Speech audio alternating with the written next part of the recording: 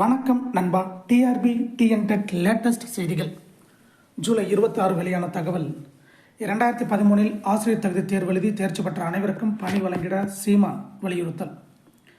தேர்தல் அறிக்கையில் உறுதியளித்தபடி 2013 ஆண்டு முதல் ஆசிரியர் தகுதி தேர்வில் தேர்ச்சி பெற்ற ஆசிரியர்கள் அனைவரையும் பணி நியமனம் செய்வதற்கான அரசாணையை விரைந்து வெளியிட வேண்டும் என்று நாம் தமிழர் கட்சியின் தலைமை ஒருங்கிணைப்பாளர் சீமான் கூறியுள்ளார்.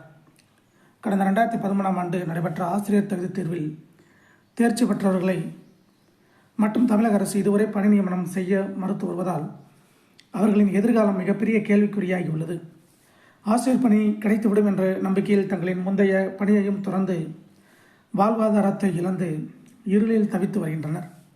இதற்கிடையில் கடந்த 2018 ஆண்டு ஜூலை மாதம் அதிமுக அரசால் வெளியிடப்பட்ட மற்றொரு அரசாணையின்படி தகுதி தேர்வில் தேர்ச்சி பெற்ற தேர்வர்கள் மற்றொரு நியமன போட்டித் தேர்வு மூலம் ஆசிரியர் பணி தேர்வுக்கு செய்யப்படுவார்கள் என்ற புதிய அறிவிப்பை வெளியிட்டது.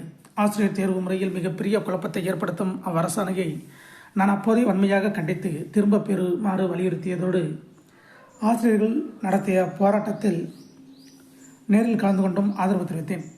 ஆட்சிக்கு வந்தவுடன் மறுநியமன தேர்வு முறையை ரத்து செய்வோம், தகுதி தேர்வில் வெற்றி பெற்ற அனைவருக்கும் பணியாணை வழங்குவோம் என்று வாக்குறுதி அளித்து ஆசிரியர்களின் நம்பிக்கையை பெற்று அவர்களின் முழுமையான ஆதரவுடன் அதிகாரத்துக்கு வந்த திமுக அரசு ஆட்சி பொறுப்பேற்று 3 ஆண்டுகளாகியும் இதுவரை அவற்றை நிறைவேற்றாதது காலம் கடத்துவது வாக்களித்த ஆசிரியர்களுக்கு செய்கின்ற பச்சை துரோகமாகும். அறிவுசார் தலைமுறையை உருவாக்கும் அறப்பணி புரியும் ஆசிரியர்களை அடிப்படை உரிமைக்காக வீதியில் இறங்கி போராடும் நிலைக்கு திமுக அரசும் தள்ளியுள்ளது சிறிதும் மனச்சான்றற்ற பெருங்கொடுமையாகும். இதற்கிடையில் தமிழக அரசின் துரோகத்தை எதிர்த்து உயர்நீதிமன்றத்தில் வழக்கு தொடர்ந்து 410 பேருக்கு பணி நியமன ஆணை வழங்க உயர்நீதிமன்றம் உத்தரவிட்டுள்ளது.